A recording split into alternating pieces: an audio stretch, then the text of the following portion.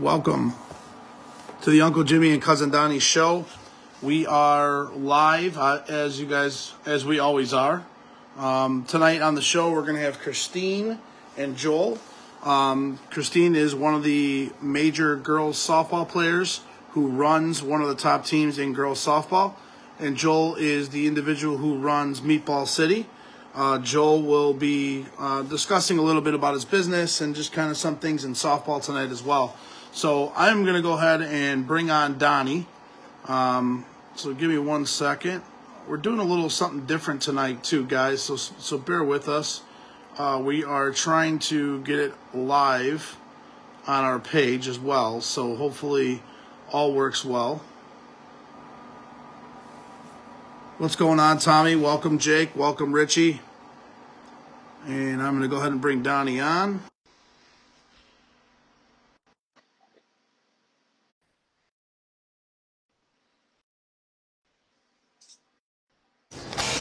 What's going on, Donnie? Hello, friend. How are you? How are you, sir? I'm doing all right. Hey, how's everything on your end? No complaints. I just You, dropped the phone. Oh, Just dropped the phone, but no complaints. other than that, yeah, man.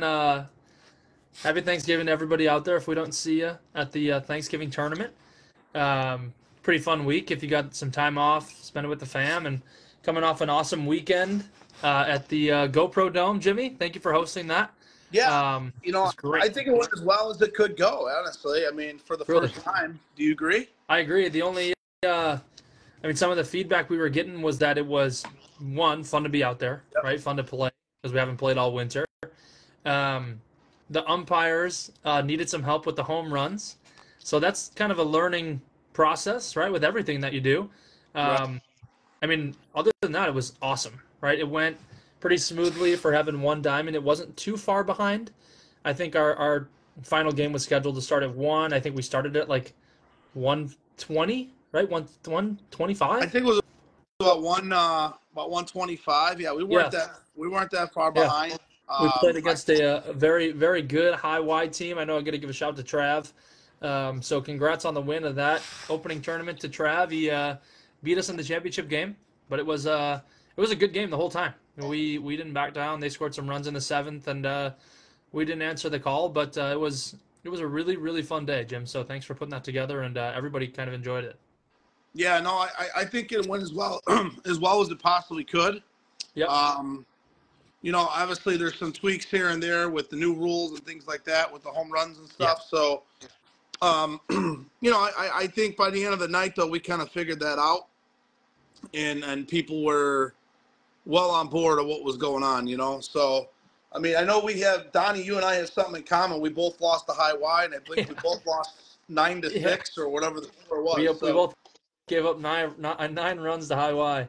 Yeah. Trav says, blame G5. I got G5's back, Trav. I'm going to hang with my guy. I love G5. So I got to stay close to him. That's my guy. Yeah. So if Christine is out there at some point in the next 5 minutes, if she could just request to be added to the show, yes, that would be great. But before we even get to Christine tonight and kind of Joel and some guests that we've been talking about, I want to talk a little bit about, what was your outlook on the Dome? I know that was your first time in there. Yeah. Personally, what did you think of the place? What did you compare it to from the previous establishment that we played at? Just field wise. I mean, just it was really, really clean and new, and it was nice to kind of be in there. Definitely felt like secluded almost because there's only the one field. Yeah. And not like a ton of space to be like walking around and stuff. So everybody's kind of watching your game. Right. It was the first time I had both benches on one side of the field. So when you're coming off the field, you've got both guys kind of merging together. But I know you're working on getting that change, which is awesome. I think once you get the bar up in there, people are going to love it. I mean, I know we spent all night there and had a great time. And then we went to Buffalo Wild Wings right down the street. So there's some stuff around there too that you can kind of hang out and get lost at. So it was great. The condition of it, all the batting cages, the little soccer field was fantastic. Yeah, the whole field thing, I think, to me, just as a player, not speaking as a, as an owner or anything like that, I thought the field just played bigger from a standpoint of cutting. It felt like more of a game. There wasn't as many home runs where, you couldn't hit a ball to left field 205 feet and be home run type stuff. Yeah. So, right field's short, but we're kind of used to that in the Dome with, the way Rosemont played out. And that's no knock on Rosemont. Rosemont's a great facility, but I just felt like it was different, and I thought it was more of a game. Yeah. Like you would play outside. So to me, that's what stood out to me as a player. I do appreciate the people who helped stay at the end of the night. Many of the high wide guys, some of my guys on Hex. Producer Kyle. Yeah, who helped clean up the cages and a lot of the stuff that, went on there as well. So I thought that was awesome. I didn't expect anyone to really stay behind and help. I mean, let's just face it. It's 2, 3 in the morning. People want to get out of there. Christine, yes, I do see it. Thank you. We'll bring you on shortly. But yeah, I mean, so I thought that was incredible. And that's why I put the post out there that I did. And I truly meant that. I thought, I was really pleased with everyone's just behavior. Everyone's the way they respected the place. There wasn't a ton of garbage. People cleaned up after themselves. That was a win-win. And if it keeps like that, I think it's a huge, I can easily run more tournaments and not have to worry about, a lot of that type of stuff. So to me, that's a good thing, right? Because I think that's one of the big things with Rosemont is they had really troubles with, just the way we left the place and the lateness of the nights and things like that. So all in all, that was a win-win for me. So I think also because you had so many teams in there at one time in Rosemont, people went on later games. People are just kind of sitting around drinking and, not respecting the place. But for you, since you had everyone in such a small confined space, I mean, people are just kind of hanging out. There's garbage cans all over the place right in front of you. So there's no choice but to throw stuff out. So that was good on you, Jim. Yeah, no. So that was a win-win. And then that moves us on to December 1st, right? Yeah. December 1st, I'm inviting 8 teams. My original goal was always to invite the next 8 teams in softball that I felt was the best 8 teams in softball. And so those invites went out. I'm going to be finalizing those invites this week. If I could, hopefully get an answer from those teams no later than, I know, Thanksgiving and things like that. But if I could start finalizing answers tomorrow or at the very latest Friday, you and I can do kind of a special edition draw Sunday night. Yep. And kind of knock that out. So I think that would be a cool thing to do. As of now, I think 5 of the 8 teams already got back to me saying that they'd be in. So we're going to run one more session the way we ran it last Friday, see how it turns out. And then my future plans are to do some round robins, some pool play stuff. Get some people some more games. Yeah, get people more games and keep it like a tournament format, Yeah. I think people really like that. Where, maybe I do a pool play in one night. Could do a pool play one night, each team plays 3 games. And you could do something along those lines. And then maybe you have 4 pool plays. So you have 16 teams or whatever it may be. And then the top 2 from each pool makes a single elimination tournament for more money. So if we were to do something like that, obviously the entry fees and things like that would be more. But at the same time, it would be a win-win. And I would put probably a stipulation on that from some of those 8 teams on that pool play is that, maybe like the top 8 team would win money. Maybe the top 2 A teams would win money. So that way there's some, not to say they can't beat a major team, but I know a lot of A teams are like, well, what's the point of wasting the money if we can't, win any money in return? And I think that'd make it fair for everybody. What's your thought on that? I like it. Just gives some people some incentive to kind of make the drive because it's not super close for everyone. Right. So making the drive to get out there and then play guaranteed games would entice more people, I believe. Right. So it's the guys like Meatball City and Sauce, Menace, those guys, right? Going out there, not winning the first game, and then just kind of chilling until they want to head out. I want to quickly, Jimmy, give some shout outs in the comments. We have some commenters. Timmy Koronkowski's in the chat. Robbie Grisano's in the chat. Ryan Boyle's here. Adam Cumby, and then Coach Peter Corral for Thanksgiving. Yeah, I also see some other people. CJ Saxton, James Smith, Adam Cumby. Nice to obviously welcome guys. Jeff Fernandez is out there. Jose, my protege, he's out there. Tommy Reamer's out there. Mark Holstein, Randy Nelson. So guys, all welcome to the show. Before I bring Christine on, I'll break some news. We had another gentleman join our X team today. Oh. So, yeah, Robbie Grisano joined our team. So, and no, Tim, I like it, man. The spike hair looks good. You know, Kornikowski ripped my hair just because I got here, my man. Don't be jealous, all right? But let me bring on Christine really quick. I'm gonna go ahead and approve her. You just dropped a bomb right there, Robbie. Robbie heading over to Hex. Yeah, I mean, for this week, that's what he's feeling. So maybe hopefully he stays with us, and next week he doesn't go to another team. You know, we will see. Yeah, that's funny.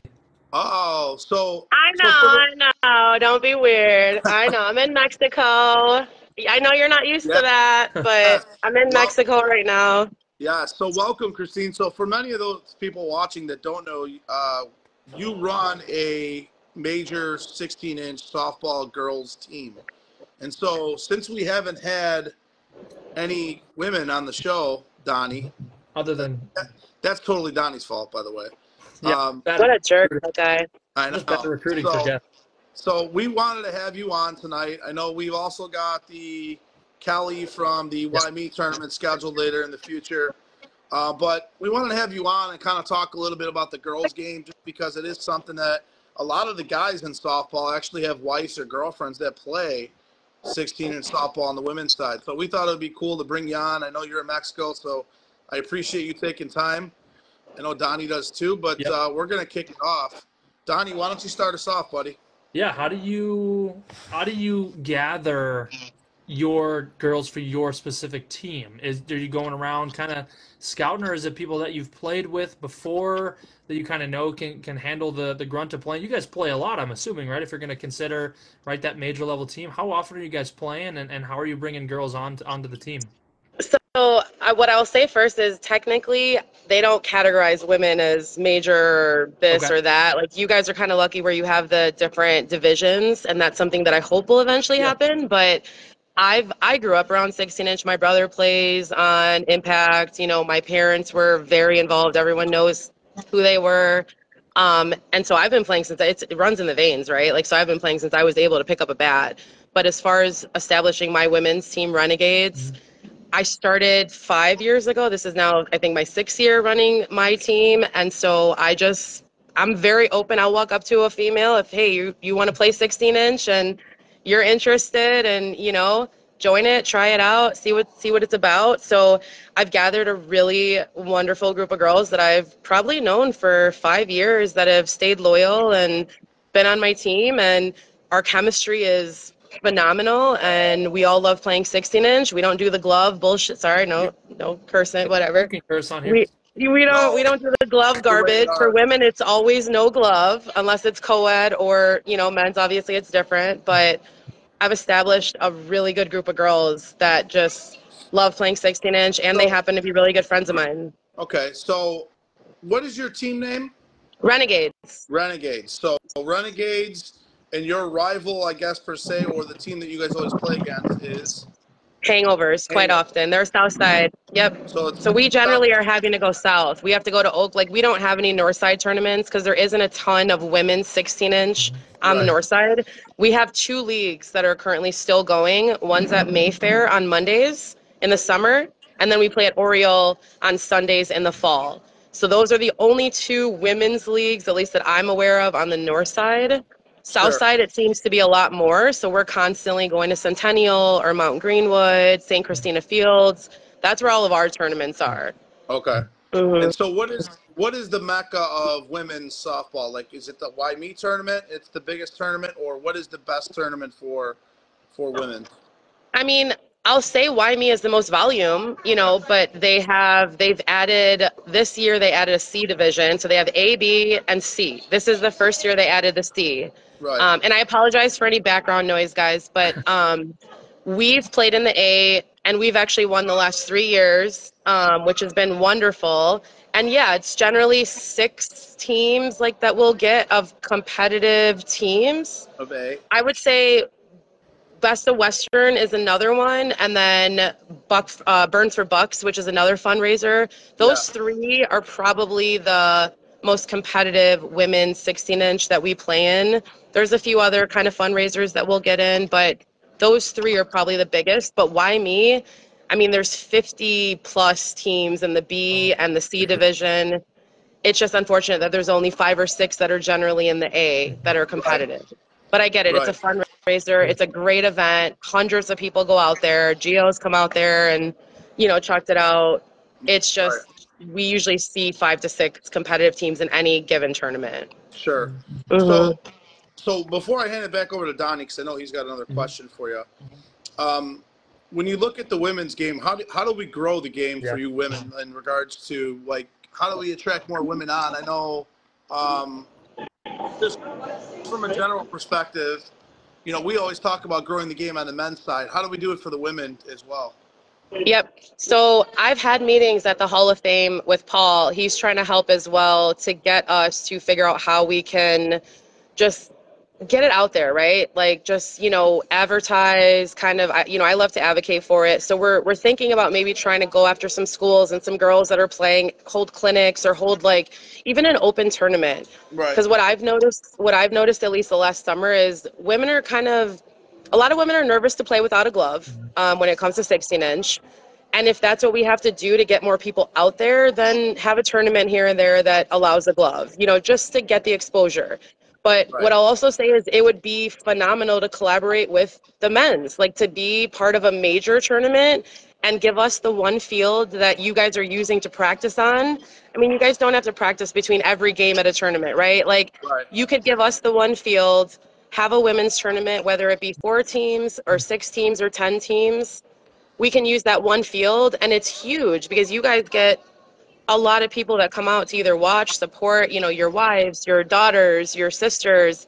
They'll see that there's women that play. Because the amount of times I've been asked just going to a men's tournament or watching my brother, oh, women play 16-inch? Yeah, we do.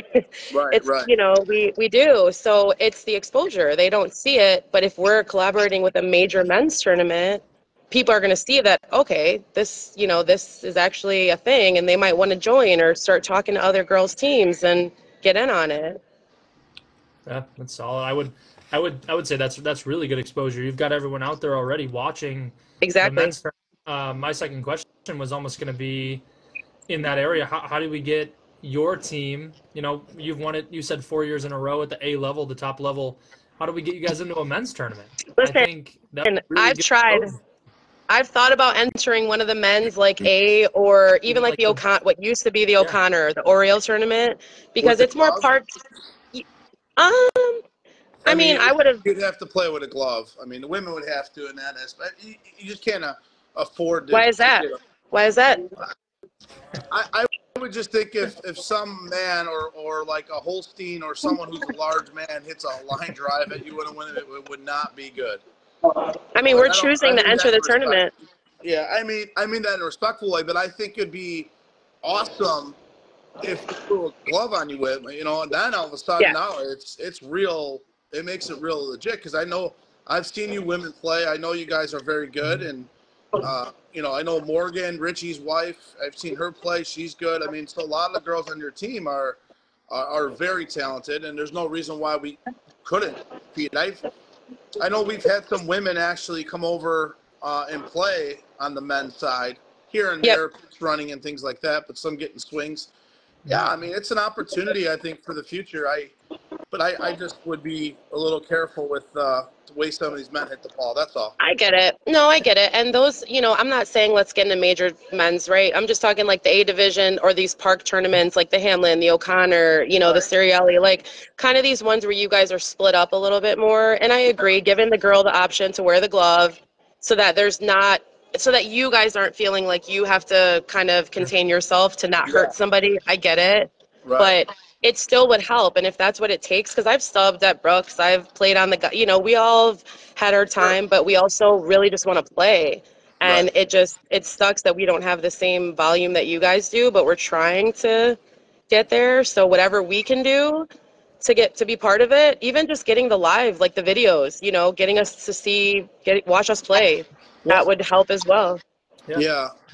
No, I mean that's a great point. I also think too, like having you girls at a tournament that we play at. I mean, that's a good just idea. Brings more fans, brings opportunities to create more excitement around the field. It gives the men a chance to watch the women and vice versa. I think it's a good. I mean, that's only a win-win for everybody. Yeah, that's involved. That's a really and they support us. Like a lot of the guys, like Marky Hosting will come. You know, he's like, "When's the next tournament?" Like he'll come out and support. A lot of Kearns, a lot of these guys that are good friends of mine, they'll come anytime there's a tournament that we have that they don't. They're there. I'm trying to get any major guy out to just even watch or coach a base, just so that you could see that these guys are serious. Like they want to play, you know? So anytime there's opportunities for you guys to come support the women, it helps. Like it really does. Right. This is the last question I had for you. How do we get a girl that's really interested in playing and may not know that there's leagues out there, right? Because there really aren't that many, unfortunately. How do we get someone that's maybe just starting to get into it? How do we get those girls into a good spot to play? Where can they go? What are they looking for to potentially get in a league?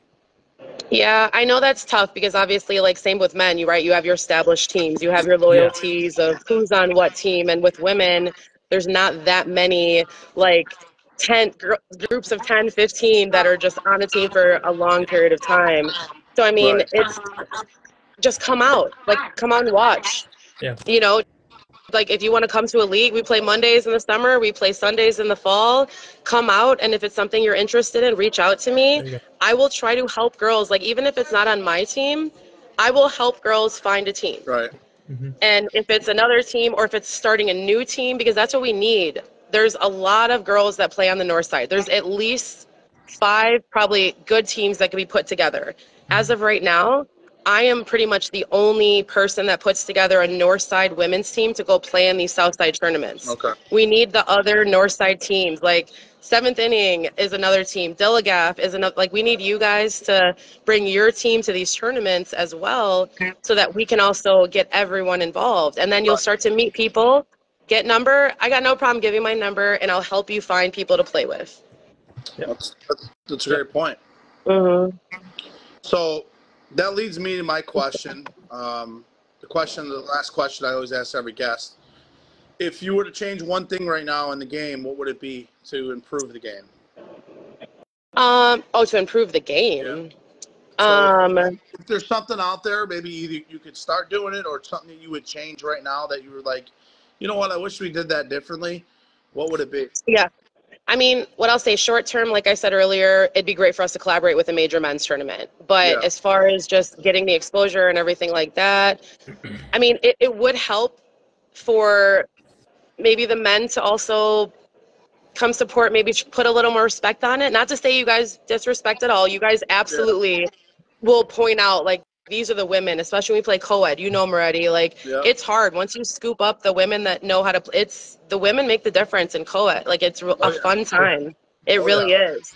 But there's just not as many out there. So it's just kind of you guys helping support it, spread the word, come out when you can, just as much as we support the men, right? Like, we come to any major men's tournament that we can, and we're front row seats, like supporting you guys, watching it, having a good time. So I mean, we need to get to girls younger too. I think we need to be able to teach education, right? They need to know that 16-inch is an adult women's sport other than fast pitch.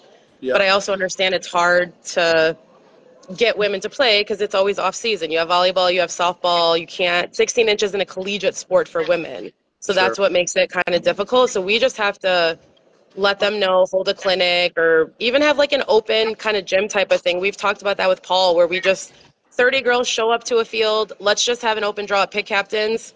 My Renegades team will show up, but we'll all be separated on random teams and have an open pick so that nobody feels like, oh, these 10 girls are going to beat these other 10 girls. No, let's do a random draw. It doesn't have to be set up ahead of time. Run a tournament and see how it goes. Yeah, I'll end on this. Paul Rowan, the president of the Hall of Fame, he put in there a good comment. We need to start getting girls playing college softball interested in moving over after college to play 16-inch. I think, to his point, that's something that in order to grow the girls' game, I mean, girls college softball is like on fire right now. I mean, I think it's more popular than it's ever been in years past. So that's a win-win for everybody. So that would be awesome if we could figure that out. So that's some good takebacks for yourself, and let's put something together, offline and see what maybe Paul or somebody who's the head of the girls' game. We have to figure that out and move forward, right? So I'm good. Do you have any questions for us? No, just support the women. Support the women. I will. Well, you go back and you enjoy your 80-degree Mexico weather. Yeah. And enjoy yourself. I appreciate it, guys. Hey, I gotta give a shout out to my bestie, though. It's her birthday, and that's why we're here. Nice. So I had to give her a little shout out. Well, I appreciate you doing that. That's awesome. Have fun, girls. Thank you for coming guys. on. Thank you. It was a pleasure. Bye, guys. Thank you. Bye. I mean, that's true, like, commitment right there, huh? From Mexico, joining the show. For some How about it? birthday, was she sitting at the table the whole time? She's sitting at the table and she's doing an interview. That's probably a first for Mexico for us. That's the furthest someone has streamed. 100%. I got to think, right? Because the furthest we had, Helmer from New York. Yeah, So right. We're all along the continent. That's what I'm saying. I was in California one time doing a show, but other than that, I don't remember anything else. So, all right. Well, why don't we say hi to a bunch of people? Donnie, go ahead and pick someone. This is the part of the show where we usually bring a guest on. If you want to, I know Manny Sanchez said he will jump on if you want to grab Manny, or Joel, who's going to be part of the business segment, said he would jump on early if we needed him to. All right, well, if you want to jump ahead, I know Joel likes to go to bed a little early. He's an early bird. He asked me personally if we can have him on early. But all right, so why don't we jump ahead? We'll do the business segment and talk about how. So Joel, if you could request to be on the live feed right now, I'll go ahead and approve you. In the bottom left, Joel. And then so we'll get Joel on. We can talk a little bit about the Meatball City team this year and talk a little bit about his business. Yep. I know Manny runs the tournament on Thursday for Thanksgiving. He does it every year. It's awesome. So I wanted him to come on and talk about it since Pete bailed on us last second, Jimmy. Yeah, I know. Well, he got called into work. It wasn't He bailed. He's telling me I'm unable to add Joel. Oh. Hopefully he's on the phone. If they accept, they can join with audio. There you go. Or with your audience is set for public so that anyone can watch them on the live broadcast. It says they cannot join your broadcast at this time. Well, Joel better figure it out. Yeah, so Joel, maybe I would tell him. Is he on his? Hopefully he's on his phone. Yeah, let me see if I can add him. Yeah, he's like pointed out now. I don't know if he got on his phone or got off his phone or what, but maybe tell him to resend it. Go ahead, Joel. Resend that if you can. Big Robbie Grisano pickup, huh, Jimmy? Yeah, you know, Robbie was someone that I told you earlier in the year, or I guess, earlier in the free agent period that we were trying to go after just to add a bat and someone who can help us on the mound a little bit too. And then he just gives us another presence in the middle of our lineup. I feel that, add more hitters. Both Dean and Robbie in a 2-week span is a pretty nice offseason. Yeah, and I've been talking with Richie. I'm hoping now that Brendan Gossage is going to join us a little bit more than expected to. Oh. So, Joel, what's up, my man? What's up, Jimmy? What's up, Don? How are you? Jag. Good, man. Dude, that one chick who was just on with her friend sitting at the table like that, that's dedication. Yeah. Total dedication. How about it, right? That's my friend. I'm like, oh, wow. Was she sitting there the whole time with her at the table? Dude, had someone. I would go ahead and say yes. So yeah, for sure. That is definitely someone dedicated to growing her sport, right? Yeah. And that's What's up, what we're about. We know that what we're about. So Tell us, Joel, this is the business segment. Usually we do it at the end, but, tell us a little bit about your business, and then also tell us about, we'll hop into the meatball team as well, but give us a little rundown on what you do personally and maybe how we can gain you more customers from the show. I know you already have a bunch. Yeah. I have a barbershop in Riverside, Illinois. It's right off of the Riverside Metro train stop in the old arcade building. Actually, a lot of people can't really find it because it's on the opposite side of it's on Quincy Street. But Yeah. it's just it's something I found when I was working at an old barbershop, and at the time I was just like, man, I really want to open my own, and I just moved back from Iowa in 2017. I opened up moved back to December 2017, opened up my shop in June of 2019. And I mean, kind of just took off from there a little bit. I mean, I got past COVID, and it was weird to think about how COVID was like, you can't predict that in any business, like no matter what. Like it's like they always say save for a rainy day, but like you can never. The last one was what was that? The Spanish flu. How many years ago? Oh yeah. Yeah, that was the last pandemic. So Yeah. it's crazy to think about. So yeah, man, I don't think, sometimes I just feel like I'm very grateful and very blessed to have gotten through that. But I have a lot of returning customers, and I got a really good team, man. I got my guy Lorenzo, who's been with me since the jump, and he's a cool dude. And just the other people that kind of came in that make it really like make people want to come back, and it's real nice. So yeah, I've been a barber for a long time, and I've had my shop for 4.5 years now. Well, it'll be 4.5 years in December. Right. And we do everything. The girls they actually don't color because since it's such an old building, the water pipes are a couple hundred years old, and they don't have, it's just the plumbing. There's a big plumbing issue on the bottom, so we can't have a shampoo bowl, but the girls do women as well. And like today we had a dad come in, get a haircut with one guy, and then his daughter got a haircut with Steph. So it was perfect. The family business over there. Yeah. I love it. Oh yeah, it's really cool, and that's the environment that I wanted. I just wanted to be like anyone can come. Yeah. Yeah. No. So, Joel, you were cutting hair when you were in college too, right? When you were in school. That's where it started. Actually, I took off. Yeah, I took off in that. But I mean, I started a little bit. My guy Chewy, he gave me a pair of clippers when I moved out to Joliet, because I was living in Berlin, and I didn't know who the heck was gonna cut my hair. I knew nobody in Joliet, and then I messed his hair up my freshman year, and no, my sophomore year, and then I was like, all right, put him down, and then I picked them back up in my senior year of high school, going into summer, because I'm going to college. I didn't know how to. I don't know where I was gonna get my hair cut out in Iowa. So yeah, yeah, dude, just learning on people, man.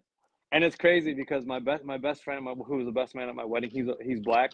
And my other best friend I met in college was white, and I'm Mexican. So I cut my own hair in college, and then I would cut my best friend Steven, who was black, and I'd cut my other best friend Jesse, who was white. So like, I got to know every texture. That's funny. So I got lucky. That works out great. Oh, it's weird when I think about it like that, because there's barbers out here who don't know how to cut Mexican people hair. They don't know how to cut black people hair. They don't know how to cut white people hair. So Joel, what happened to Jimmy's hair? Dude, Jimmy, I feel like he probably does it himself. It actually never looks it never looks too long, and it never looks too short. It looks exactly the same. I'm actually due for a haircut tomorrow. I saw Jack Doss out there telling me I'm looking old today, so I'm actually due for a haircut tomorrow. He's just jealous I look good at my age. That's all. Well, you know what, Jim? Look at Donnie here. Come on, this is a good head of hair. Joel. Donnie used to come to me until he left me. No, wait. Let's rephrase that. I used to go to his hair, get my haircut there. During COVID, I used to wear a mask while Joel cut my hair, and then he kicked me off his team, so I went to Sport Clips. Hey, Joel, you don't feel bad. Donnie joins a new team every year. Once they learn, they know, like, oh, he can't pitch. Let's get rid of his fucking ass. Yeah. He did fine on Friday. Thank you, man. We're changing that this year, right, Donnie? Yes, we are gonna try. So unless I gotta get another haircut. Let's talk about that Meatball City team. So I know you've got some pickups. You guys lost, I believe, Marty Dozen or the little guy, Little Dozen. But Yeah. Little guy. I know you guys also picked up some new outfielders, and when I was talking to Marola a couple months ago, he was actually pretty excited Yeah. about the new pickups and some of the things. So why don't we talk about, your outlook for next year with Meatball?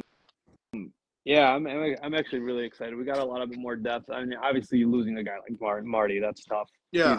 He's a good player. But I do like the fact that we got more depth coming off the bench, and we have a little bit more. And I know why Mikey's happy. Mikey's happy because he knows we just got 2 more new outfielders. He's never going to the outfield ever again now. Well, that's He's probably like, part of it. Yeah. Yeah, no, but I'm kidding. He'll never go to the outfield. At least until he leaves my team. I don't need him in the outfield. I want him to be pitcher. I want him to be pitcher. And I know it's a different adjustment for him, but dude, everyone's got to learn something. Yeah. I always told myself, I'm like, dude, he might not be a great pitcher right now, but dude, we're starting him younger, and he's super athletic. Yeah. So I like Mikey there. It's one of my favorite things to see, dude. And random story, but man, one of the big oaf guy from Chuck's, I don't know, the guy who plays third base, when we played him last year, he smoked the ball. Honestly, I'm ready. You probably catch it. Maybe a couple others who catch it in softball, but dude, he smoked one, and Mikey just and I pumped me up. It pumped me up. It was in the Melrose tournament, and I was just like, man, it's just nice to have him there. You know what I mean? It's very sure-handed, but with the pickups we have, I like Ian. Ian, I knew from Diesel, and then he went to Future. He's a really solid, really quiet dude. And when I recruit, it's more so like who can fit in with our group of guys. Because when I started Meatball City, it actually started off as like a weird no fear 2.0 team, because my brother told me all my brother's friends are all the guys that grew up with the Berwyn and Cicero. So I was like, hey, then let's get serious with it. And getting those guys, it was like we're all from Berwyn and Cicero, so we're all close. You know what I mean? Yeah. So finding guys to come to our team, they really got to mesh well. So Ian really fits well. Sean fits well, and I met Sean when I first came around softball, which was like 2019. We went to some Iowa tournament. Sean Quinn, right? Yeah, Sean Quinn. Okay. Sorry. Okay. So I feel like Sean. I just knew Sean for a long time, because when I first came around, he was there. He was playing. He was really young on Smack Out. But my brother brought him for an Iowa tournament, and then who else did we pick up? We picked up JD Doss. Oh yeah, JD Doss. JD Doss. He's just all around good player, man. Another good ad. Yeah, no, dude, he hits. I don't know, people will go through their dry spells of not hitting, but every time I see JD, man, he's always just hitting. And I don't know if it's just against us when I do see him, but he's just always hitting. And of course, he got a couple hits off you guys on Friday, and he's just like a very talented, older player, if that makes sense. It's just nice to have guys like that. And when he's another pitcher, right? I mean, he's another pitcher, another ad to help Mikey on the mound. My guys will tell you, you always, anyone in softball, any major team in softball, you always need 2 pitchers. Yeah. Look at Flash last year. They used 3 different guys throughout the course of the year. 45s usually use Izzy, but, they have a couple other guys that can get on the mound. Yeah. Us last year, I played more short center just because of our bodies than I did on the mound last year. So that second pitcher is huge. It is. It really is. When you look at it from a perspective of a team. So that's I think it's a great ad, JD.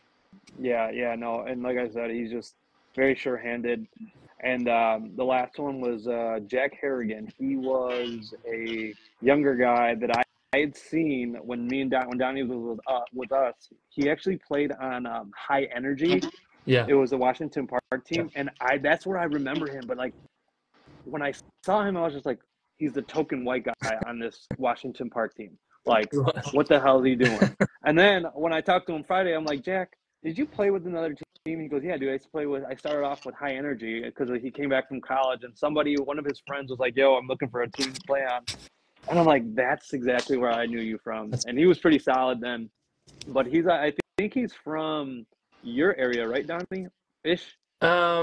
He's from LaGrange. Yeah, I think he went to LT high school. Yeah, he lives over in LaGrange.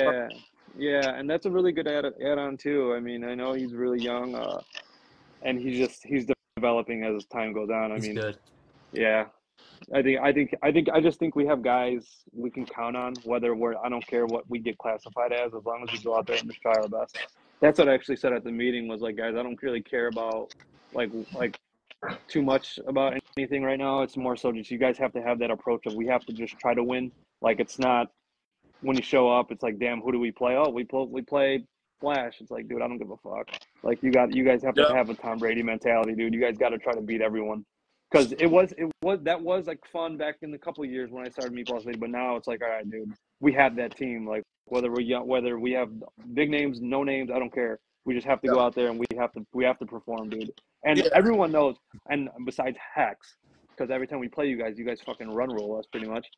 But we did play you guys the first game of last year at Melrose, and that was a really fun game. Kind of cold, but it was fun. Yeah. But I don't know. I just feel like it's not going to be an easy win when you play us, and that's I think that's the best part about this team is like now I feel more confident that like, all right, it's going to be tough. Maybe I mean, that's just how I see it. And even if we don't like live up to that hype or that standard that I think, whatever. You guys had some incredible games last year. I know you had the Chucks game in the Melrose tournament, which was awesome. It was like 16-15, back and forth, crazy stuff going on. That was crazy. You guys were very competitive last year. It just seems like you couldn't get over that hump. And that kind of leads me into my next question for you guys. Like, what is your expectations for this season? I know you just mentioned a little bit about winning games and stuff like that, but I mean, as a competitor, all of us want to win. We all understand that. Realistically, what if you looked at it right now and you looked at the 5 major tournaments for next year, you know, what's kind of your expectation? Are you looking to finish top 5, top 7, top 3, top 2? Yeah, I mean, say that again. I said for you to say, you know what, we actually had a really good year, and we can grow off this year. Yeah. And I definitely do think that, but I'm just trying to make it to Sunday with these guys. You know, that's one thing we always talk about. We have a couple like old veterans on our team. We have Mikey, Carbs, Eric, my brother, and JD wasn't with us, but you know, those guys, those are some of our older vets, and they're like, guys, like Sunday, you know what I mean? So we literally tried to get to Sunday. You know what I mean? That's our thing. But now it's like, okay, let's not try it. Let's make it to Sunday. There's a difference between trying and like speaking that into existence. Yeah. You're like, no, we're going to be there on Sunday. You know what I mean? Yeah. The mindset's key, man. The mind is 80% of what you do. So when you start thinking negative, usually negative things happen. Yeah. Right, Donnie? And like, yes, sir. I'm always positive. Donnie, you're always in your head. Yes, you're right. Yeah, that's true. Thanks, man. I'm kidding. That's all right, friend. But no, like, go ahead, Donnie. No, I was going to ask, you're going to finish that up. Go ahead. I kind of forgot. I was sorry. My bad. Go ahead. I was going to ask where Meatball City is playing this year. Are you guys doing Forest Park? I knew you guys were doing Melrose last year. What's the goal for this upcoming season? We're only going to stay in Melrose. I like it because it's always a doubleheader league, and I know there was a couple. I think there was one week where it was kind of a weird scheduling mishap, but I think the guys who run it at Melrose they know what they did wrong and they're going to fix that, which is nice because I think last year. But we do play a non-serious league with our Meatball City team, which is nice because I don't know. I have a different approach with that. Some of my guys might not like it, but I don't know. They understand it. It's just more so I don't want to go into by any means. I'm not ducking any competition. Last year I had a couple guys who were traveling a little farther. It's easier for them to come and play 2 games rather than 1. Yep. Like whether we're at Forest Park playing at 9:15, it's like I'd have more guys. I had more bodies telling me if it's for a doubleheader versus 1 game. Right. So. That's where I just kind of drew the line. I was like, 1 serious league, 1 non-serious league. And if you want to work on something, come to the non-serious league. If you don't want to, be ready to play on Tuesday or Thursday, whatever day we play on to get it right into it. Yep. It's nice. You pick up more guys too, and you can guarantee people playing time during the week on Mondays. Yeah, there you go.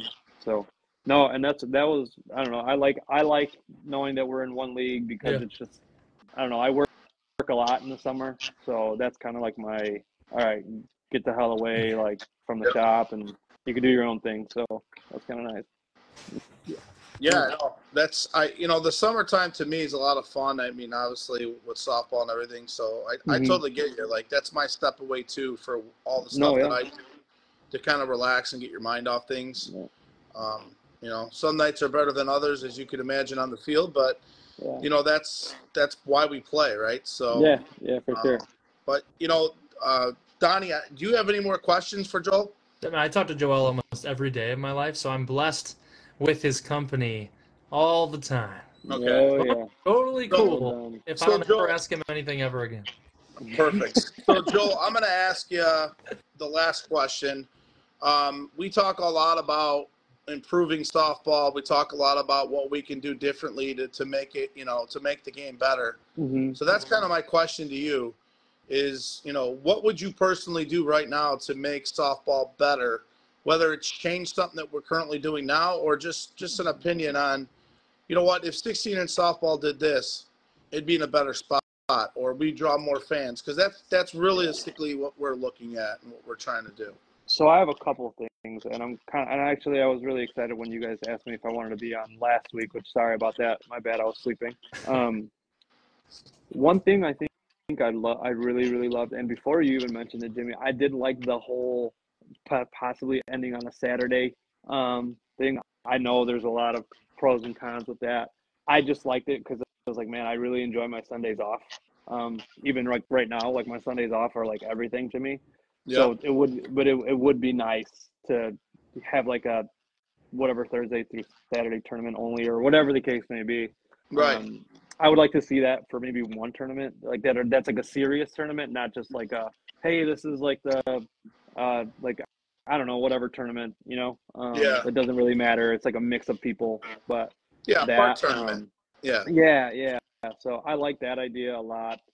But I also have to admit that I haven't really been around enough to like see what you have seen in the last 10 years. This is going to be my 4th year with Meatball City. So, and this is how long as I've been around softball. But I've known it because I grew up in Berwyn, so General Park. But one other thing I wish we can do for tournaments and in softball is invite more small business vendors. So me being a small business owner, I would love, if I won't send anything now with potential business moves, but for instance, like if you can have Patty did it with the Midsummer Classic when he had Joey Casa from More Than Dogs. But let's just maybe try to reach out to more people or something. Just start bringing more involvement with other people who can use their name out there. You know what I mean? Yeah. But I know it's hard because it's still, some of these days are hot and you need more like luggage and stuff to bring with you. Yeah. And not many people can survive these 80 and 90-degree days. But if anyone in softball could start reaching out to some of these little small like family vendors or like these mom and pop shops to try to come and do some stuff, that would be really cool. Yeah, that's one of the reasons why Donnie and I had talked offline about starting this session of the show, just because business is important. Bringing awareness to 16-inch softball from a business perspective is important to us. That's where sponsors, think about it. These teams pay north of $10,000 over the course of a summer. If you're playing in all the tournaments and you're playing in all the leagues and you're buying uniforms and you're doing all that type of things, it is a good chunk of change to raise money over the course of the winter. So, that being said, that was one of our thought process. The more businesses we can bring on this show and bring more awareness around it, the better it's going to be, right? Yeah. So, Rich Rizzo put banners. The SSA, actually, give them credit on that. They do a really good job of hanging banners around the softball field for sponsors and all their tournaments that they run. I know that a lot of their sponsors they order banners and things like that. Yeah, so I think they put one up for me too. Yep. So yeah, which is awesome. But that's awesome. That's a lot of good things. Do you have any questions for Donnie or I? I know you talk to us pretty regularly, but there's always something that you have. I can't think of anything on the top of my head. No, not really. I like what you guys are doing. You guys are doing a great job. I tell you that, Jimmy, all the time. Whenever I get a chance to talk to you and sit with you, Donnie, you know what I tell you too every time. So it's good stuff. I'm just really mad. I mean, I'm happy. I'm very grateful that I'm on the show today. But normally, what I do is I look forward to your Tuesdays because then I listen to this in the gym the next day. So it's like I was on the show, so I have nothing to listen to. You're just on gonna listen to Wednesday morning. yourself. Yeah. Yeah. You're gonna motivate. You listen to how you sound. You'll be fine. Perfect. Yeah. Actually, you know what you do is you tell the girl next to you in the gym, look at this guy. You know Oh what I my mean? gosh. Look at this guy with the short blonde hair. Like this is Donnie and this is Uncle Jimmy. Yeah. So we appreciate it, dude. We appreciate the support. Appreciate you coming on and appreciate you staying up. So thank you so much. Yeah, thank you guys. Have a good night. You too, Joel. Thank you, buddy. Yep, bye-bye. All right, back to your lovely face. Thank you. I appreciate that. Zoning back on me. William Russ said, check John V's text. I had a random number text me during that chat with Joel and said, take the Kansas over. Random. Okay. Then we were to spend my hard-earned money on FanDuel gambling. You know what I wanted to ask him is And I will. the center fielder for the Arizona Diamondbacks actually played at Meatball City last year. I forgot to ask that question. Alec Thomas, he sure did. Yeah, he's got connections to one of the dudes on Meatball City. Nick Wiz plays third base. Very close friends. So he was out there at the Dome with them last year and played center field. Yeah. Nice. So why don't we go through the chat, Donnie? Yeah. It's your week to pick a fan from the audience, and then we could wrap up after that. So go ahead and say hi to everyone that's on. Why don't you go all the way back up to Brayden Fisher from Iowa and Roy Don. Big Mick in the chat. Alex Alejandro, thank you for watching. Yep. Frank Simon, appreciate you for jumping on. Mary Patterson made a nice comment. Tommy Lentine, Lil B, Brandon Alvarado's in there. Julian Ramirez. Is that Wade? Wade's in the chat watching. Anthony Stacy's nice to see. Rich Rizzo, of course. Jeff LeVar in the chat. And then James Sheldon in the chat. James, hello. Good to see you again for the 5th time this week. James is my realtor, so I've got to be really kind to James. He's done some good work for us. Oh, nice. So see, we're making connections through softball. Beautiful. James not only a realtor, he's also a friend. I want to put that out there. All right, Manny. I would love Manny to jump on the stream and talk about Thanksgiving quick. He's been softball for a while. Thank you, James. Appreciate you. So, Manny, hit that little thing in the bottom left to jump on the stream if you could. Yep. And so while Manny does that, I just want to make sure that everyone's adding us both on YouTube and Facebook. Now we have kind of transitioned over from my personal page onto our page to do the show, which I think is a huge step.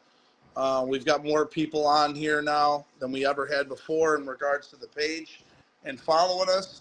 And so that stuff is continuing to grow. And for the future, we're looking to add sponsors and do other things that people have reached out to us. There you go, man. Turn the light on, my man. What's up, Manny? What's up? What's up, guys? What's going on? What's happening? Are you all geared up? I'm actually was driving, so I had to stop so I could talk to you guys. So That's you fine. be privileged. You pulled over? I had to pull over and get some light. There you go. That's dedication. Yes, complete. You got to represent. You caught me with the Harrison Park stuff. Yes. Yeah, I represented Smackout tonight, considering I heard they're not coming back next year. So I wanted to make sure they go out in a good note. You know what I mean? But I thought they were coming back, so they're not. I thought they were too, but I heard breaking news today that they're not going to come back. They can't get the commitment from some of the guys in order to compete. So, unfortunately, it's sad because they're always a competitive team, whether you want to say or not. No, they always had a nice team. They did. Yeah. So that being said, you got the Thanksgiving tournament on Thursday at Harrison Park. I've never personally played in it. It's an event I've never played in. Right. Eventually, at some point, I do. It's just that I have a family gathering with myself and a couple of our friends. We usually go bowling on Thursday morning. So, Cool. So it's one of those things where it's just unfortunate I can't make it. But why don't you tell us a little bit about it, Manny? Tell us what it's about. I believe it's hard to imagine how many people actually come out because it's Thanksgiving. It's usually a family day, right. And these softball people just tend to keep coming out. Right. It started. Actually, Pops and Pete actually started this a while back.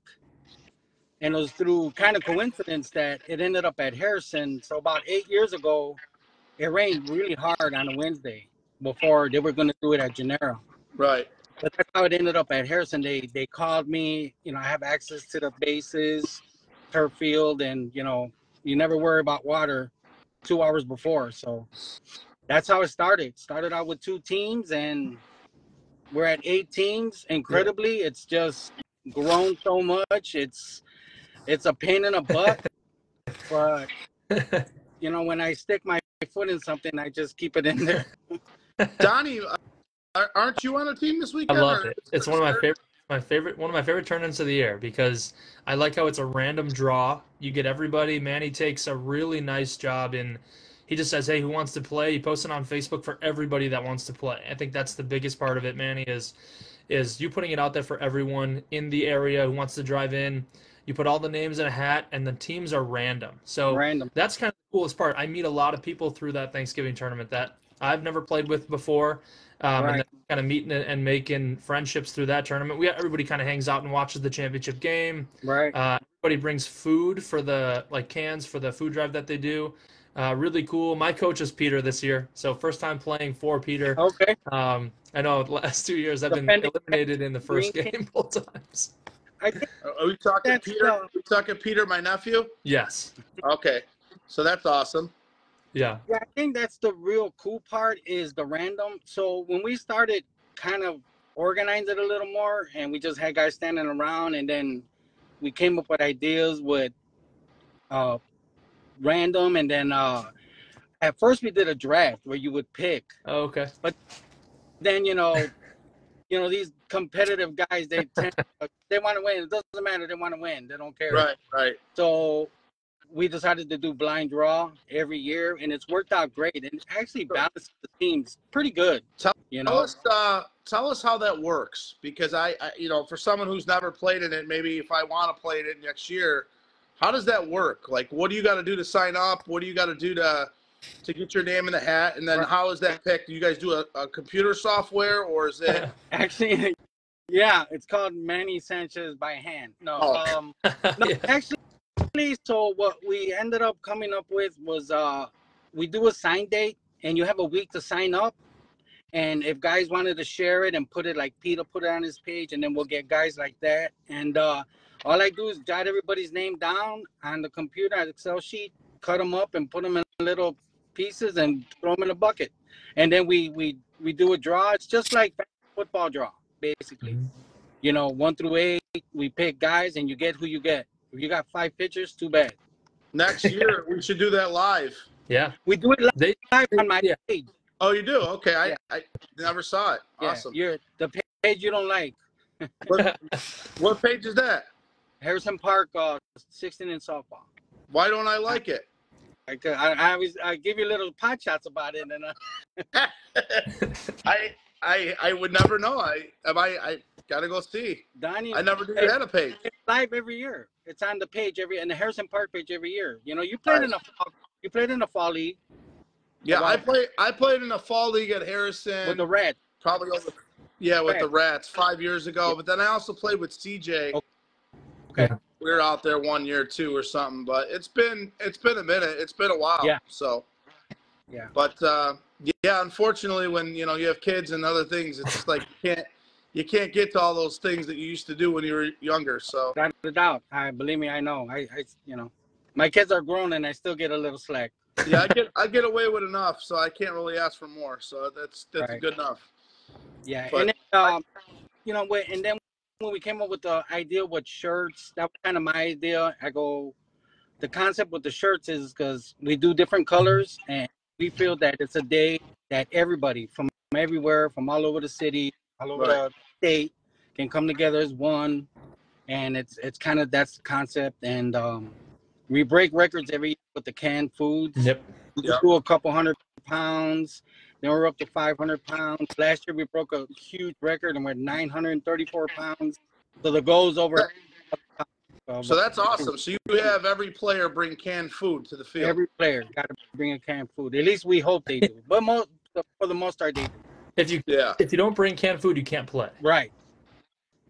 Hey, that's an incredible thing, right? I mean, you're helping somebody in need, which is always good to my heart. And usually, what it is, we take it to the food depository, and we always feed needy families, less fortunate than ourselves, and I think we do between 300 and 400 meals.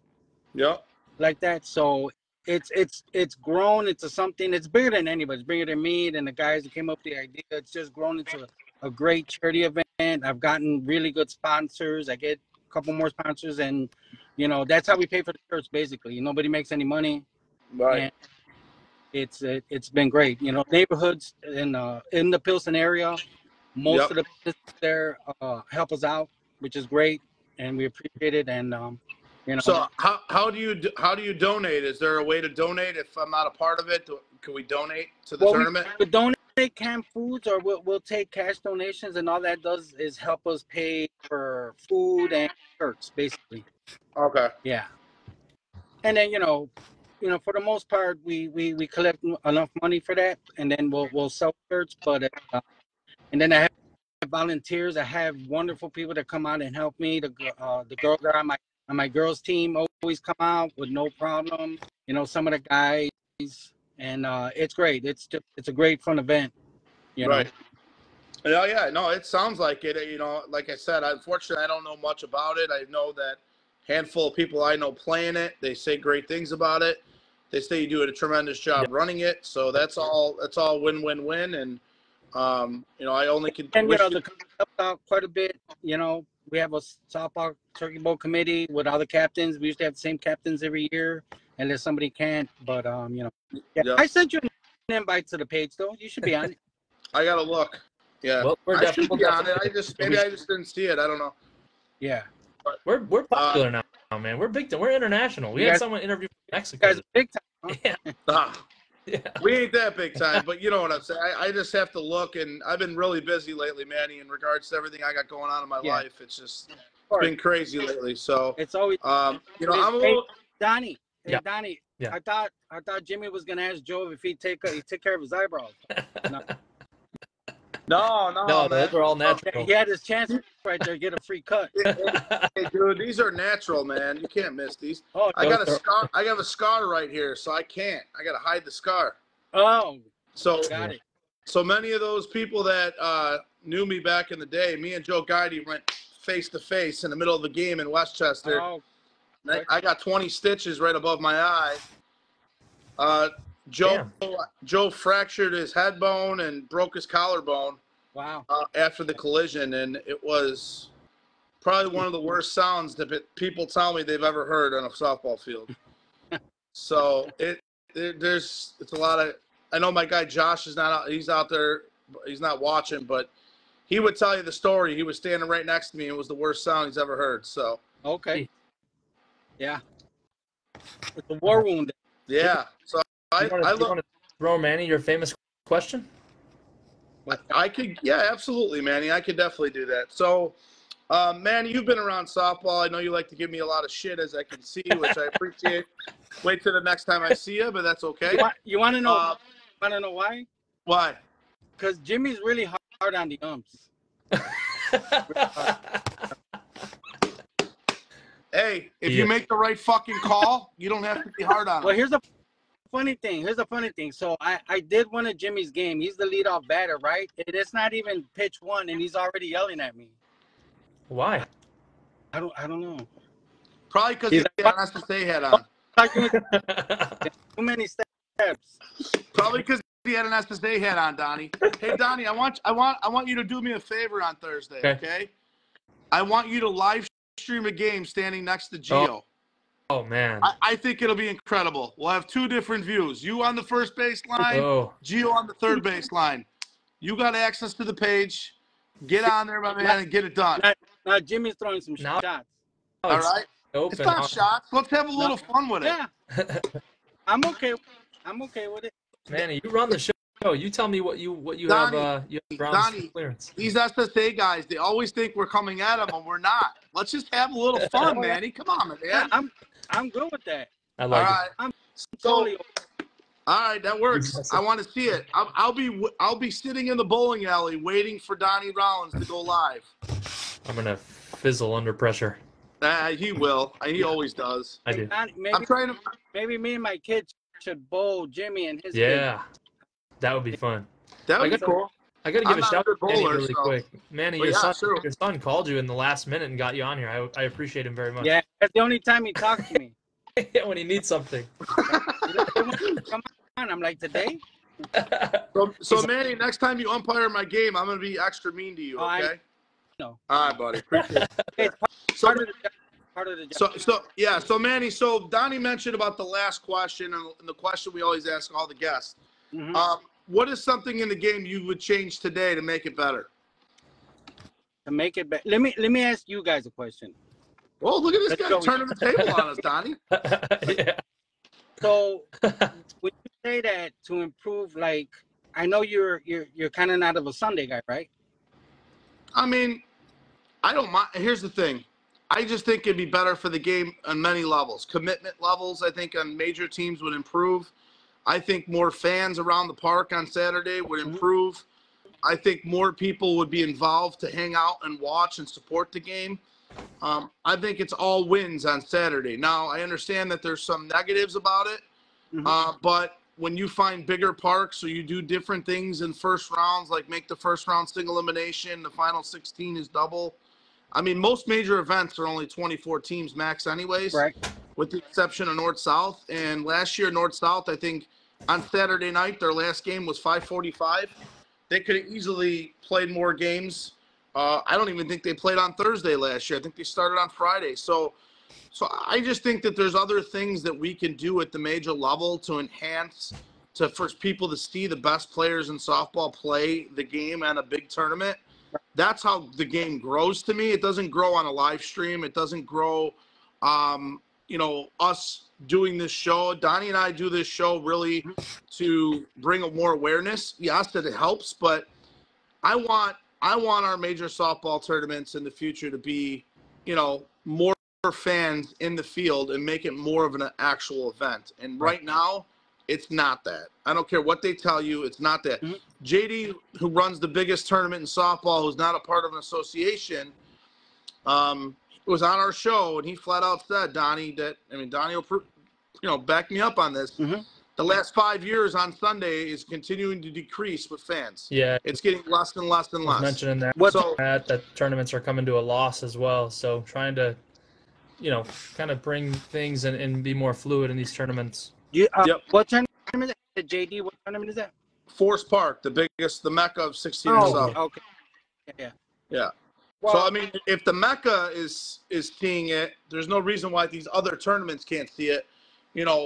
Like a Westchester, like North-South, the SSA one they run at Melrose. Midsummer, whatever they call it now. They used to call it Chicago Championships. I mean, Nationals, okay, you want to run it to Sunday, fine. That's what they want to do. That's fine.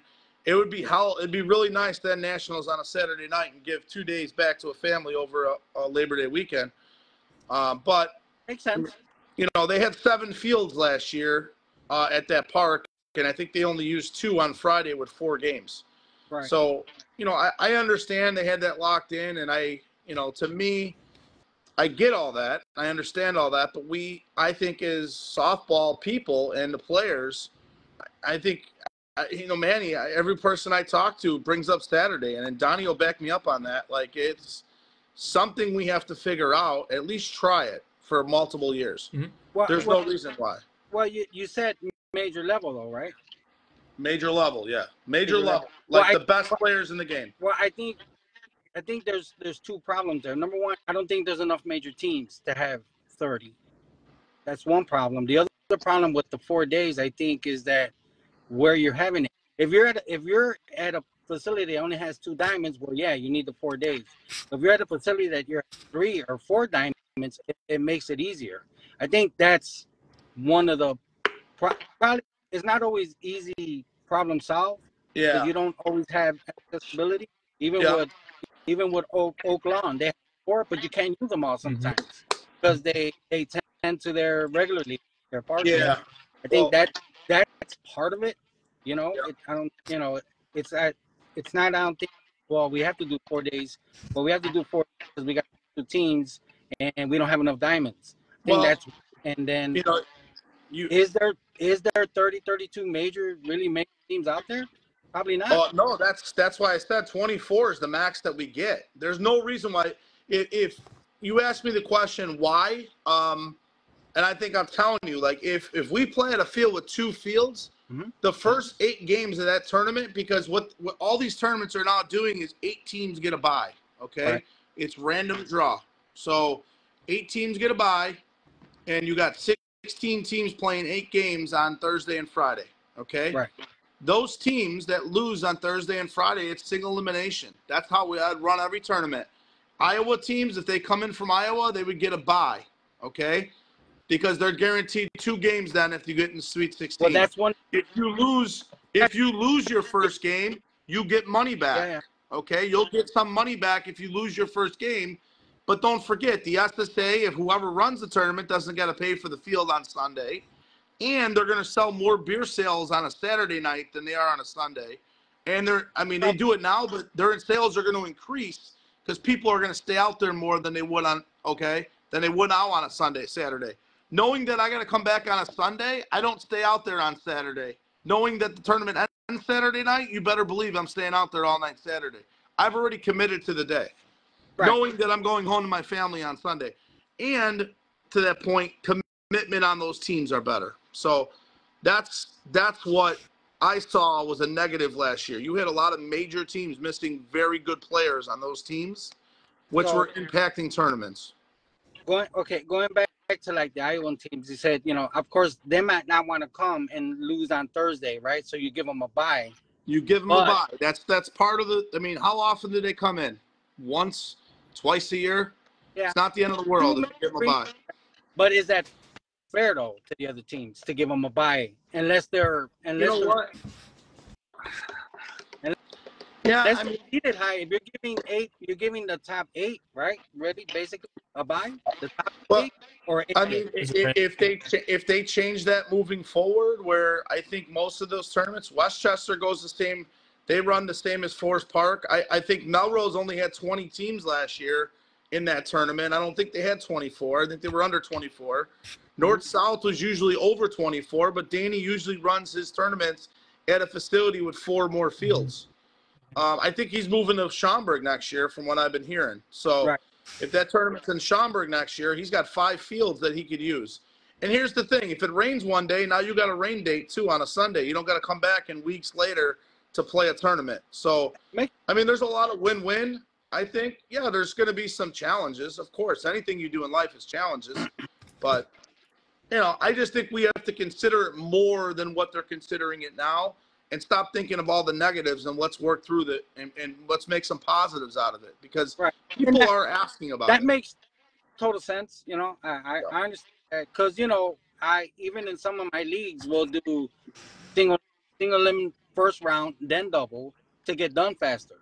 So it makes, I had double elimination tournament at Harrison for the Phil Coronado 50 year. I had 14 teams and we were done in 2 days.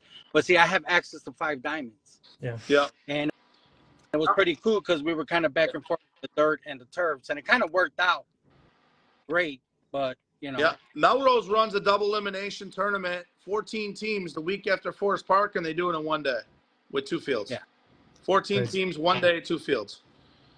So I mean, it could be done. It's just like I said, it's there's pros and cons. I just think that there's more pros. So you think it's better to do Thursday, Friday, Saturday, even though there's challenges in the week because of work and. I mean, every tournament we play starts on Thursday. Yeah. Westchester starts on Thursday. Forest Park starts on Thursday. The Melrose, the Midsummer Classic, whatever they call it, that starts on Thursday. So 3 of the 5 tournaments already start on Thursday. Yeah. Danny used to start on Thursday, but I think last year he started on Friday, if I'm correct. And I think because they didn't have as many teams. Right. So, there's no reason why they can't. And I think that's something that moving forward. But I know you asked me the question, but I asked you the question. I want to hear your answer. Right? Well, I just wanted to get a feel of why you didn't like Sundays. That's all. Because some people do like some. I understand. Some people do. Some people don't. It's hard to use 4 days out of your life, but these guys are softball junkies and they like it, Right. I think being an umpire for 22 years and you see the bottom level, not bottom level, but lower level to the top level, and you see, how the game's different as far as faster, and especially at the major level. I think this year we had a problem with conduct. I think that needs to be cleaned up a little bit. I don't think people realize how hard it is to ump a game, especially by yourself. Yeah. And obviously it's not the major leagues, but the major leagues have 4 umps and they still miss stuff. So you're asking a guy with only 2 eyes to not miss anything. It happens. It's hard. It's really hard with one guy. Yeah. I like the north south because it's always 2. It's always 2 umps. Yeah. And, that's something that could be improved. And I'm not saying you have to always do 2 umps. I'm saying you got to, give the umps a little bit of a break. But at the same time, they should be good at what they do. Mm-hmm. Yeah. Hey, if they want to ump the best players, they should know the game and they should understand what they're getting themselves into. Because we pay a lot of money to play in these tournaments. Yeah. And when you go out there and you have some Joe Schmo that doesn't know the game and doesn't understand what he's going on, and I've seen a lot of things over the years that shouldn't be happening. I can understand at the B level, learning, starting out, but when you at the major level, just like in any other sport, to your comment, they should understand and know the rules, and a lot of them don't know the rules, and that's where people get frustrated. A rule infraction is one thing, and umpiring a whole game with 2 sets of eyes is another. Yeah, I get it. It's not easy. I get it. Yeah. That's it. That's all I got. Awesome. Well, if you don't have any other questions for us, Manny, I appreciate it. Good luck on Thursday. All right. I will hop on the Harrison page. I promise you. All right. I also want to. I didn't hear all of Christine's interview with the women's side. It's something that we do need to try to improve. There is a lot of talent in the women's. There's just not enough teams, but there's some good talented teams. Yeah. She has a pretty good idea about random draw stuff, because I think there's 2 top women's teams that this is just what I hear that people don't want to play. And there's teams like we'll play anybody. Yeah, the Maxwell. One of those teams played in our league this year, and we give them a hard time. We didn't win, but yeah, that's something else that we've tried to grow. Even I've had conversations with Paul, even though he's with ASA and Hall of Fame. I'm always open to anything that improves softball, regardless of who I'm with. You know what? Like I said, everyone thinks we're against the SSA. I'm not against the SSA. The thing is that we need to grow the game and we need to grow it together. And there's certain things that bother me, and I'm open and opinionated about it. And I understand I'm not going to always be right. I get that. Right. But at the same time, they have to understand that they're putting their dedicated time towards a game, and there's going to be people in the world that differentiate and give them ideas, and it can't just be what the SSA wants to do and their ideas. And that's where I have a lot of problems, because I feel like they only do if it's their idea. We can get into that offline, but a lot of that stuff, I feel it goes through certain people. Right. And that's where it stays. I mean, being that I've been on their board the last 4 years, there's not like bad anything. They're not bad people. There's I call Patty once a week. Yeah. Patty Caputo will confirm you. I call him once a week. I've always done that. I do that all the time. I was teammates with Anthony Tyler for many years. Yeah.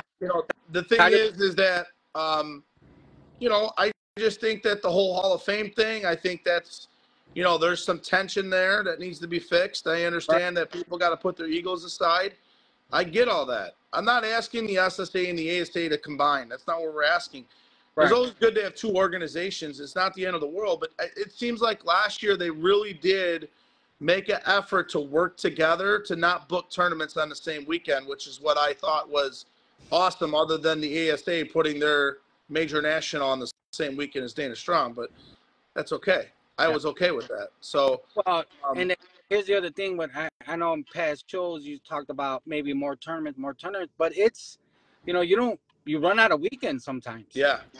I do my Father's Day weekend because there's nobody doing anything. Yeah. And that's fine, because that's why we do Friday, Saturday. We leave Sunday alone, kind of your concept, let's leave Father's Day alone, Yep. And that's why we do it that way. But yeah, I mean, I know there's a battle. I'm not the type that likes to battle. I like the type that rather work together. Donnie had with our conversation. Always.